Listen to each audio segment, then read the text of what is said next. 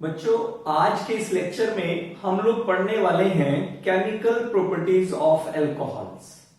Alcohols जो अलग अलग से डिफरेंट टाइप की रिएक्शंस देते हैं।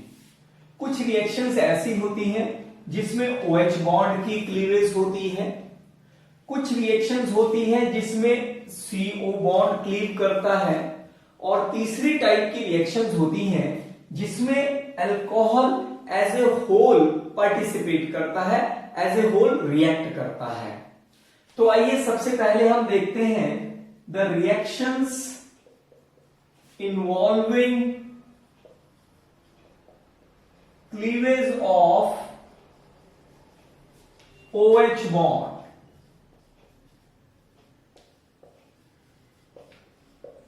सबसे पहले हम बात करेंगे रिएक्शन विद एक्टिव मेटल्स की, क्योंकि अल्कोहल के पास एक एक्टिव प्रोटॉन होता है जो किसी भी एक्टिव मेटल के साथ रिएक्ट करके हाइड्रोजन गैस की फॉर्म में रिलीज करता है। यहां से ये हाइड्रोजन की फॉर्म में रिलीज हो जाएगा और बाकी आपको मिलेगा सोडियम एल्कोक्साइड। इसको बैलेंस कर लेते हैं। For example you have ethanol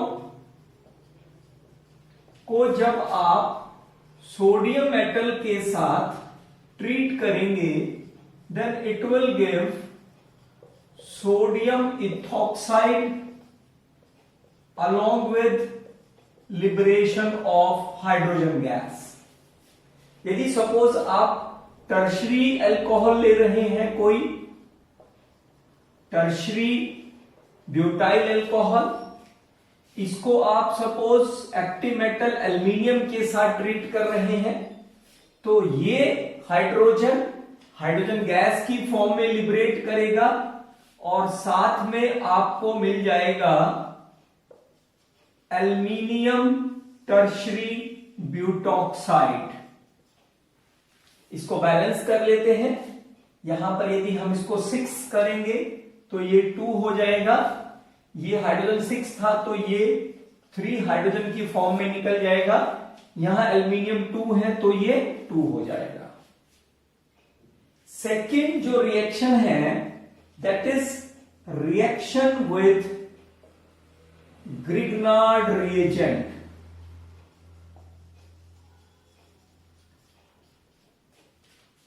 आपको याद होगा हेलोएल्केन्स में हमने हेलोएल्केन को मैग्नीशियम मेटल के साथ ट्रीट किया था, तो हमें अल्काइल मैग्नीशियम हैलाइड मिला था जिसको हम ग्रिग्नार्ड रिएजेंट कहते हैं।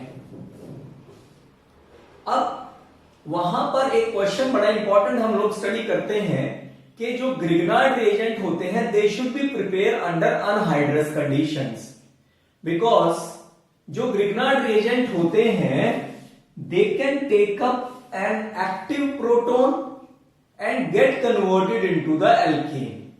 इसलिए हम उनको अनहाइड्रस कंडीशंस में प्रिपेयर करते हैं। इसी तरीके से जो ग्रिग्नार्ड रिएजेंट होते हैं they can also react with the alcohol because alcohol has an active proton. So यहां से जो ग्रिग्नार्ड रिएजेंट है that can be converted into alkane plus MgORX,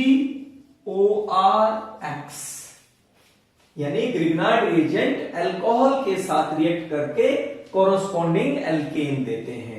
For example, if we have ethanol, then and it will have CH3CH2 MgBr, यानी ethyl magnesium bromide.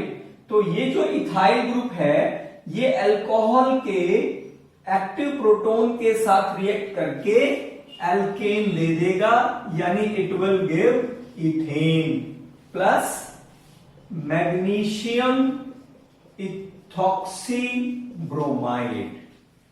तो यहां से यह बात क्लियर हो गई कि ग्रिग्नार्ड रिएजेंट अल्कोहल के साथ रिएक्ट करके कॉरस्पॉन्डिंग एल्केन देते हैं। नेक्स्ट रिएक्शन है reaction of alcohol with carboxylic acid. Carboxylic acid जब अल्कोहल्स के साथ रिएक्ट करते हैं तो एस्टर्स देते हैं और उस रिएक्शन को हम जानते हैं एस्टेरिफिकेशन रिएक्शन के नाम से। एस्टेरिफिकेशन, तो आइए देखते हैं ये क्या होती है।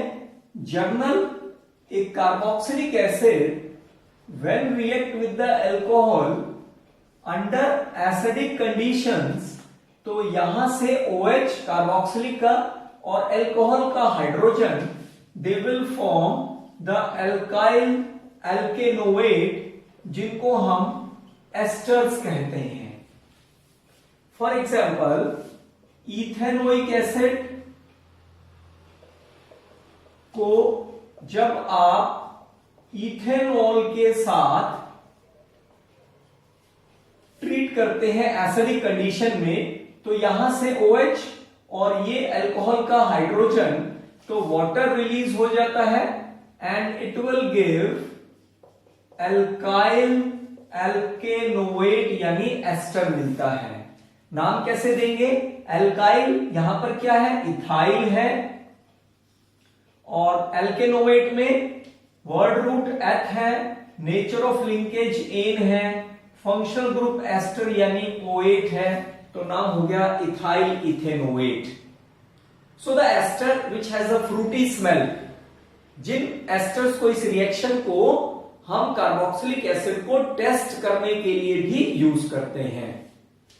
तो फिर ये रिएक्शन कैसे प्रोसीड करती है, यानी इस रिएक्शन का मैकेनिज्म क्या है, ये देखते हैं। जनरल रिएक्शन ले लेते हैं। Suppose carboxylic acid when react with the acid, तो ऑक्सीजन पर क्योंकि इलेक्ट्रॉन डेंसिटी बहुत ज्यादा है, लोन पेयर ऑफ इलेक्ट्रॉन है, so it will take up the proton and it will form protonated carboxylic acid. Now to this protonated carboxylic acid, alcohol molecule oxygen से इस electrophilic centre पर attack करता है, जिससे आपको इस टाइप का इंटरमीडिएट मिल जाता है। नाउ ये जो प्रोटॉन है, दिस प्रोटॉन में ट्रांसफर टू दिस ऑक्सीजन और टू दिस ऑक्सीजन, यानी प्रोटॉन ट्रांसफर होता है, H आयन ट्रांसफर, जिससे आपको क्या स्पीशीज मिलता है? ROH, और यहां पर ऑक्सीजन पर प्लस चार्ज के साथ ये H आयन आ जाता है और बाकी स्पीशीज एज इट इज रहता है। नाउ अब ऑक्सीजन अपनी इलेक्ट्रोनेगेटिविटी को मेंटेन रखने के लिए इलेक्ट्रॉन पेयर ये यहां से शिफ्ट करेंगे, यहां डबल बॉन्ड क्रिएट हो जाएगा और ऑक्सीजन इस पूरे इलेक्ट्रॉन पेयर को अपनी ओर खींच लेगी, यानी जिससे वाटर रिलीज हो जाएगा और आपको मिलेगा एस्टर। सो ये एक इसका मैकेनिज्म है एस्टरिफिकेशन का। ऐसा नहीं है कि केवल कार्बोक्सिलिक एसिड्स ही अल्कोहल के साथ रिएक्ट करते हैं। जो कार्बोक्सिलिक एसिड के डेरिवेटिव्स हैं, फॉर एग्जांपल आप एसिड क्लोराइड की यदि बात कर रहे हैं, नाम है इसका इथेनोइल क्लोराइड, इसको जब आप अल्कोहल के साथ ट्रीट करते हैं, देन यहां से ये HCl रिलीज हो जाएगा और आपको मिलेगा एस्टर। एसिड कौन सा रिलीज हुआ? HCl।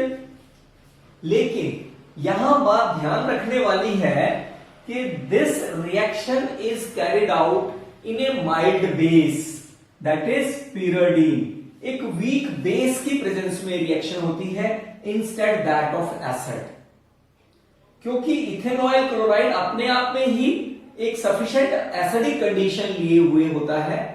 दैट इज वाई ये अल्कोहल के साथ खुद ही रिएक्ट कर जाता है लेकिन यहां जो HCl बनता है इसको न्यूट्रलाइज करना बहुत जरूरी होता है, अदरवाइज ये वापस इस एस्टर को वापस ब्रेकअप कर देगा कार्बोक्सिलिक एसिड, उसके डेरिवेटिव और अल्कोहल में। दैट इज वाई यहां पर माइल्ड बेस की प्रेजेंस में रिएक्शन की जाती है ताकि ये एसिड यहां पर यूटिलाइज हो जाए यानी कंज्यूम हो जाए। इसी तरीके से कार्बोक्सिलिक एसिड का नेक्स्ट डेरिवेटिव एनहाइड्राइड होता है, वो भी अल्कोहल के साथ बिल्कुल इसी तरीके से रिएक्ट करके एस्टर देता है। सेकेंड टाइप की रिएक्शंस हैं the alcohols involving the cleavage of CO bond, यानी जिनमें CO बॉन्ड की क्लीवेज होती है। तो फर्स्ट रिएक्शन है reaction of alcohol with halogen acid. Halogen acid means HCl के साथ रिएक्शन, HBr या HI के साथ रिएक्शन। एग्जाम्पल लेते हैं, suppose ethanol when react with the concentrated HCl with anhydrous zinc chloride, तो यहां से ये वाटर का रिमूवल ऐसे and it will give ethyl chloride IUPAC system में, जिसको हम क्लोरोइथेन कहते हैं। यदि हमारे पास 2 डिग्री अल्कोहल है,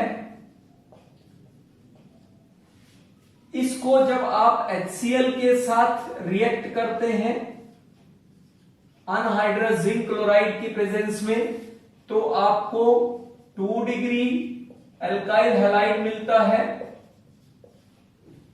इसी तरह से यदि आपके पास 3 डिग्री यानी टर्शरी ब्यूटाइल अल्कोहल है, टर्शरी ब्यूटाइल अल्कोहल है, इसको जब आप HCl के साथ ट्रीट करते हैं under anhydrous zinc chloride, it will give tertiary butyl chloride.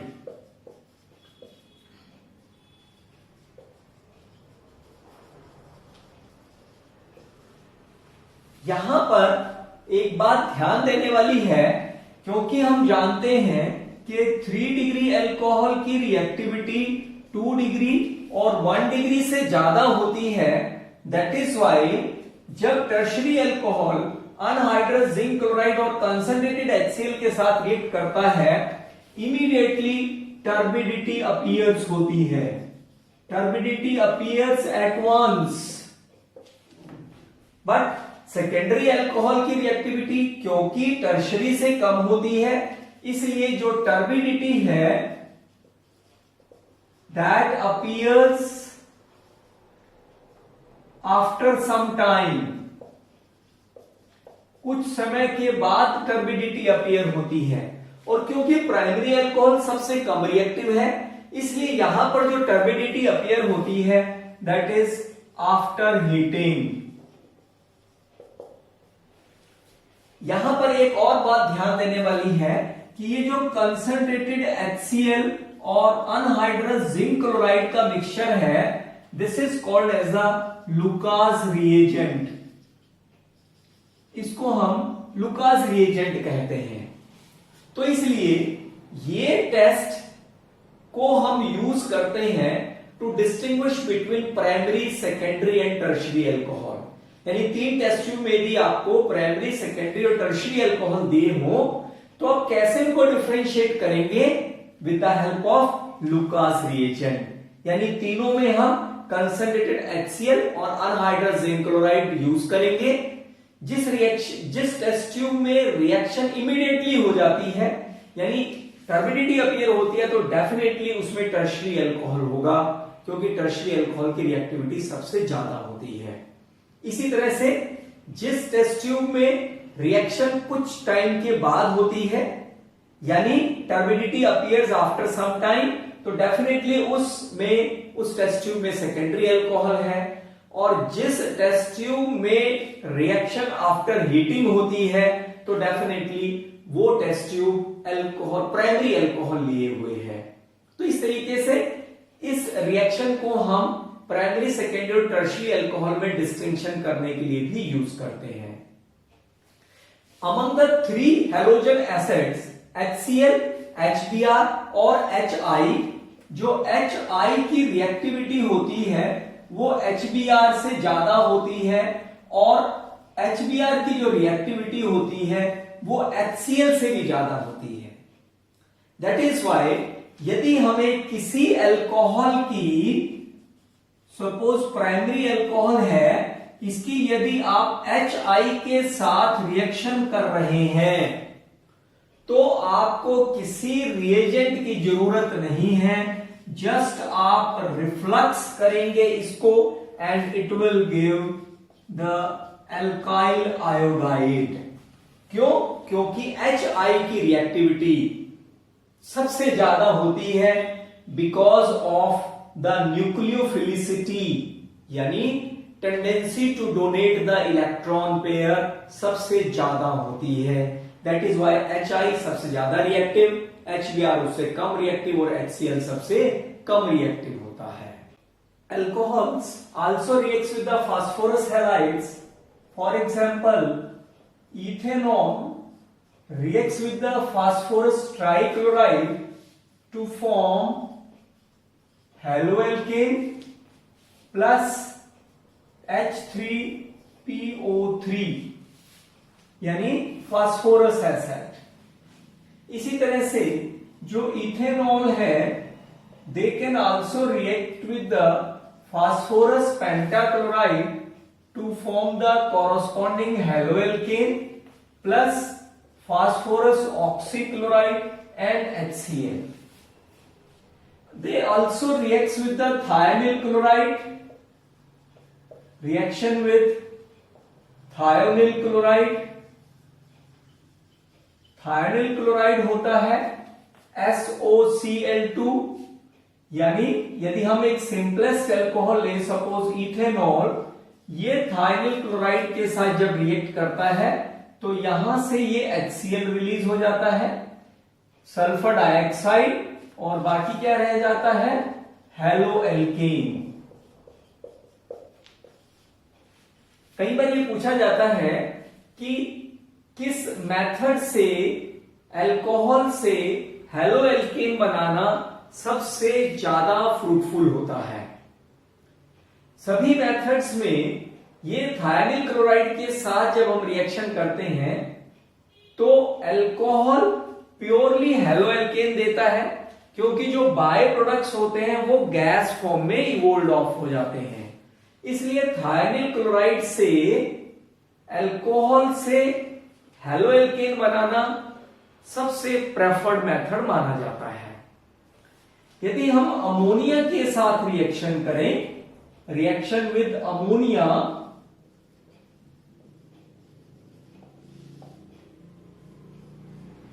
Alcohol, फिर एक जनरल अल्कोहल ले लेते हैं, simplest alcohol, suppose ethanol, it reacts with the ammonia but in the presence of alumina at about 633 Kelvin temperature।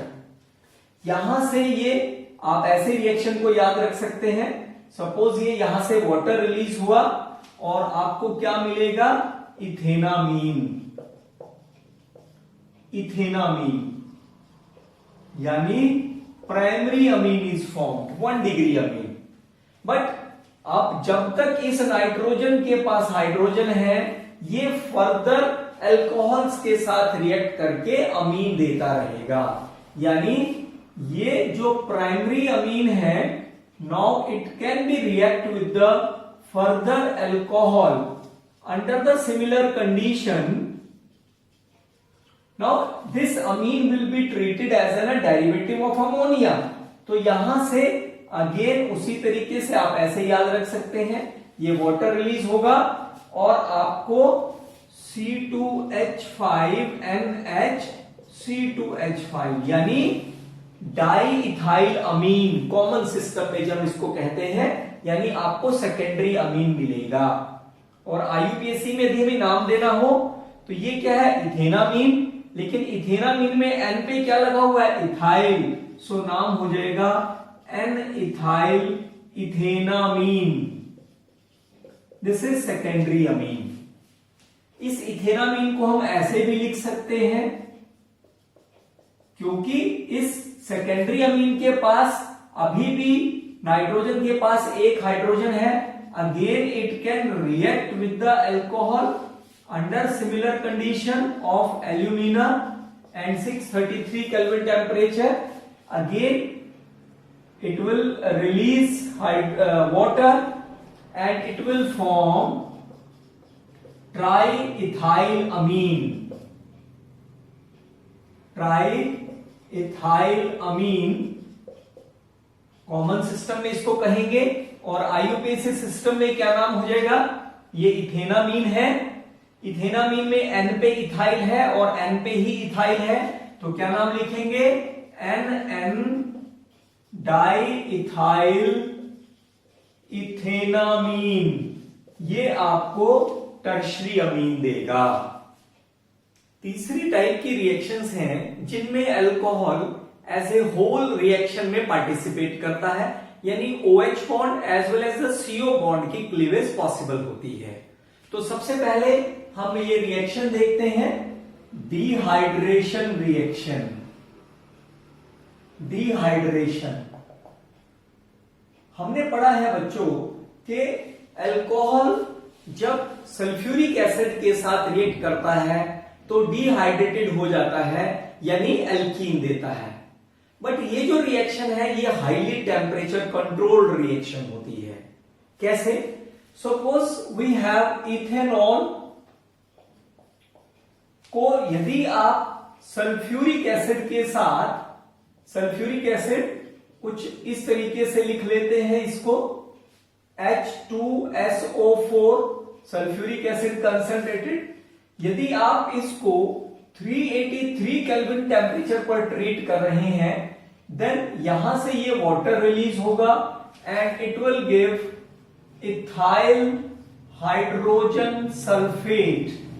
This is called as a ethyl hydrogen sulphate. परंतु यदि यही reaction आप 413 kelvin temperature पर concentrated sulphuric acid के साथ treat कर रहे हैं, देन कुछ रिएक्शन को लर्न रखने के लिए हम इस टाइप से याद रख सकते हैं इसको. यहां से डिहाइड्रेशन होगी, परंतु you will get the ether alkoxy alkane. ये क्या हो गया? इथाइल से इथॉक्सी इथेन, यानी आपको ईथर मिलेगा. परंतु यदि सेम रिएक्शन आप कंसंट्रेटेड सल्फ्यूरिक एसिड के साथ 443 केल्विन टेम्परेचर पर कर रहे हैं, then you will get the dehydrated product, यानी अल्फा कार्बन जिसपे OH ग्रुप लगा वो अल्फा, और उससे नेक्स्ट वाला बीटा. बीटा से हाइड्रोजन और अल्फा से OH ग्रुप रिलीज हो जाएगा, यानी यू विल गेट एल्कीन. इसी तरह से यदि आपके पास सपोज टर्शरी अल्कोहल है, तो जिस कार्बन पर OH है उसे नेक्स्ट कार्बन से हाइड्रोजन, इस तरीके से 443 केल्विन पर कंसंट्रेटेड सल्फ्यूरिक एसिड के प्रेजेंस में टर्शरी अल्कोहल आपको एल्कीन देगा. This is called as a isobutylene. Common system में इसको हम आइसोब्यूटाइलीन के नाम से जानते हैं. तो ये सल्फ्यूरिक एसिड के साथ अल्कोहल की रिएक्शन इसलिए टेम्परेचर कंट्रोल्ड रिएक्शन कही जाती है. तो आइए देखते हैं इसका मैकेनिज्म क्या है, क्योंकि इस रिएक्शन का मैकेनिज्म भी उतना ही इंपॉर्टेंट है जितना कि हाइड्रेशन ऑफ एल्कीन का हमने पढ़ा है कि एल्कीन की हाइड्रेशन पर अल्कोहल मिलता है. Mechanism of dehydration of alcohol. Simplest alcohol उसी तरीके से इथेनॉल लेते हैं, condition the alcohol converted into protonated alcohol like this. now अब ऑक्सीजन अपनी इलेक्ट्रॉन नेगेटिविटी को मेंटेन रखने के लिए it will withdraw electron from the CO bond and that is why the removal of water will take place and so a carbocation is formed. ये जो reaction होती है ये स्लो रिएक्शन होती है एंड देन ये जो कार्बोकैटायन है इसको कुछ इस टाइप से लिख देते हैं. देन नेक्स्ट कार्बन से इलेक्ट्रॉन पेयर यहां पर शिफ्ट करता है जिससे वो एच आयन जो यहां यूजअप हुआ था वो रिलीज हो जाता है and we will get the alkene. But in some cases some unexpected product are formed. जो प्रोडक्ट हमें मिलने चाहिए उससे कुछ अलग टाइप के प्रोडक्ट हमें देखने को मिलते हैं. सपोज हम एक अल्कोहल लेते हैं. ये हमारे पास एक ब्यूटाइल अल्कोहल है, secondary butyl alcohol IUPAC system में जिसको क्या कहेंगे 2-मिथाइल प्रोपेन 1-ओल.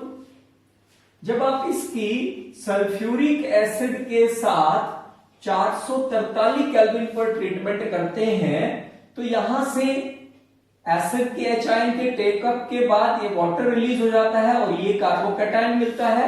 वही प्रोडक्ट लिखते हैं. ये कार्बोकैटायन आपको मिल गया बट ये प्राइमरी कार्बोकैटायन है and because 1,2-methyl shift will take place. 1,2-methyl shift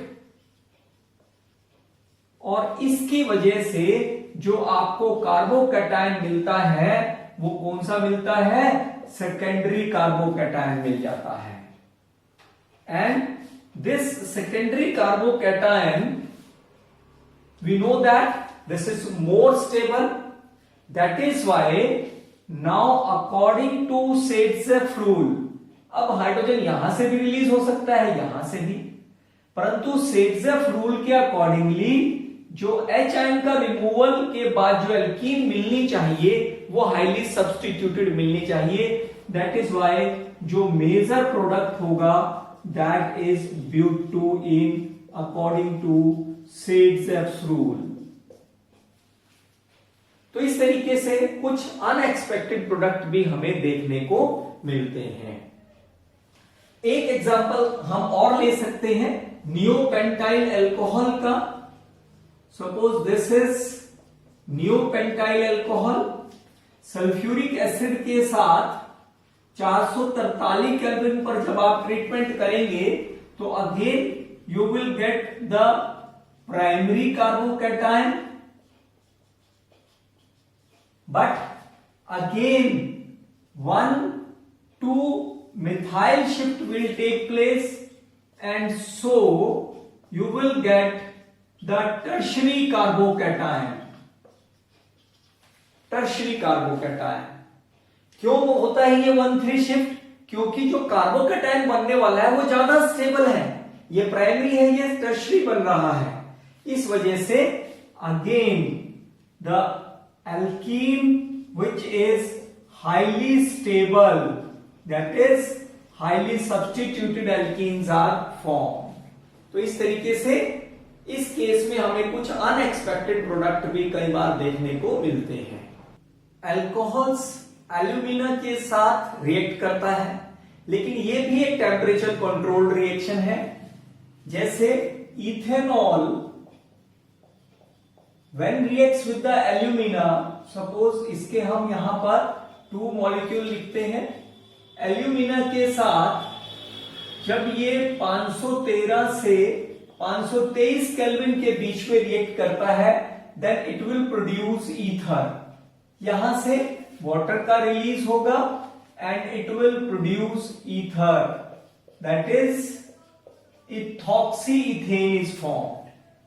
परंतु यदि यही रिएक्शन आप एल्यूमिना के साथ 633 केल्विन टेम्परेचर पर कर रहे हैं, देन डिहाइड्रेशन टेक प्लेस, यानी इस नेक्स्ट कार्बन से हाइड्रोजन और इस कार्बन से OH रिलीज हो जाता है और आपको एल्कीन मिलता है। इसी तरह से जो अल्कोहल्स की रिएक्शन विथ हीटेड कॉपर है, ये भी एक टेम्परेचर कंट्रोल्ड रिएक्शन है। यहां पर डिफरेंट टाइप के जो अल्कोहल्स हैं वो हीटेड कॉपर के साथ डिफरेंट प्रोडक्ट्स देते हैं। सपोज यदि आप इथेनॉल की बात करें, इथेनॉल कॉपर के साथ 573 केल्विन टेम्परेचर पर it will give the corresponding aldehyde, यानी डिहाइड्रोजिनेशन विल टेक प्लेस। इसी तरह से यदि आपके पास आइसोप्रोपाइल अल्कोहल है, तब कॉपर, हॉट कॉपर के साथ 573 केल्विन पर, यानी कॉपर गोवस जो 573 केल्विन पर मेंटेन की हुई है, उस पर से जब आप ये अल्कोहल, आइसोप्रोपाइल अल्कोहल गुजारते हैं, देन अगेन यहां से dehydrogenation will take place and you will get the corresponding ketone, that is propanone is formed। परंतु यहां पर एक चीज ध्यान देने वाली है कि जब आपके पास टर्शरी ब्यूटाइल अल्कोहल, यानी जब भी 3 डिग्री अल्कोहल होगा, कॉपर के साथ जब आप उसको ट्रीट करेंगे, then definitely again dehydration will take place and it will produce only alkene, यानी टर्शरी ब्यूटाइल के केस में this will give the isobutylene, यानी dehydrated product is formed। Alcohols get oxidized with the different oxidizing agents and give different products। For example, यदि आप एक simplest alcohol ले रहे हैं कोई, और उसको आप क्रोमिक एनहाइड्राइड के साथ ऑक्सीडाइज कर रहे हैं, तो ये आपको केवल एल्डिहाइड तक, अल्कोहल को एल्डिहाइड तक ऑक्सीडाइज करेगा। बट जो यील्ड होती है एल्डिहाइड की, वो बहुत पुअर यील्ड होती है। परंतु क्रोमिक एनहाइड्राइड के अपेक्षा यदि आप यहां पर एक smart oxidising agent, that is PCC, pyridinium chlorochromate, which is a mixture of chromic anhydride, pyridine and HCl, जो इनका मिक्सचर होता है, इसको जब आप अल्कोहल के साथ ट्रीट करते हैं तो ये कॉरस्पॉन्डिंग एल्डिहाइड देगा, but in a good yield. Suppose we have an alcohol like this।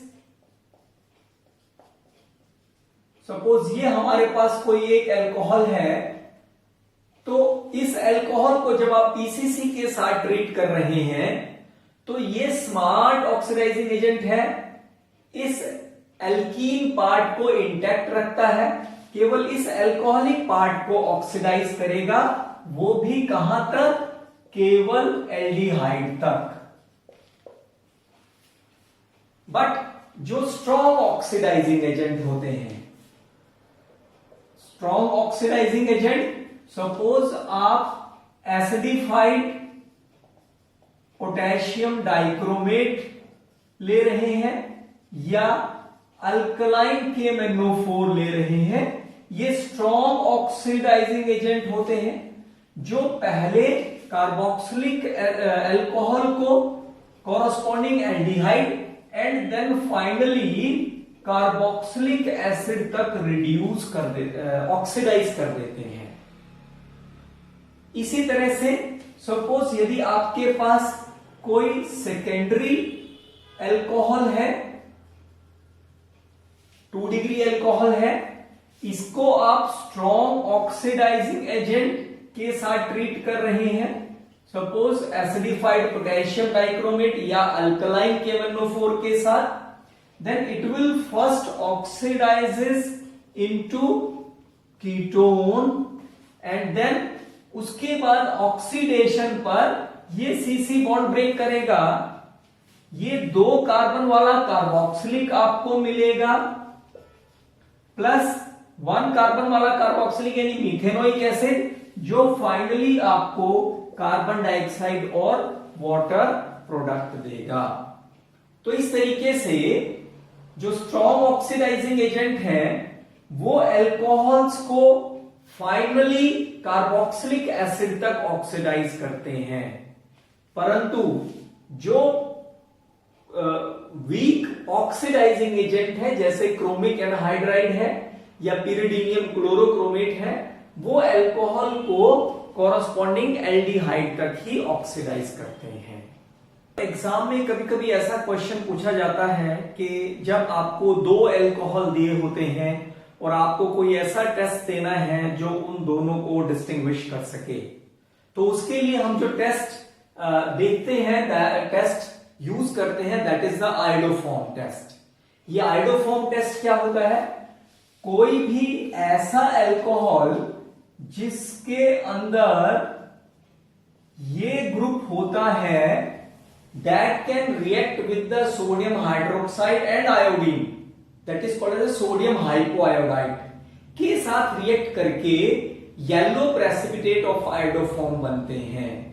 This test is called as the iodoform test. For example, कोई भी ऐसा अल्कोहल जिसके अंदर ये ग्रुप होता है, it can react with the sodium hypoiodide, that is a mixture of sodium hydroxide and iodine. It will give, this carbon will be converted into the iodoform, which gives the yellow precipitates iodoform, that is called as a triiodomethane, plus sodium salt of carboxylic acid plus sodium iodide and water. For example, यदि आप ethanol लें, suppose आप ethanol ले रहे हैं,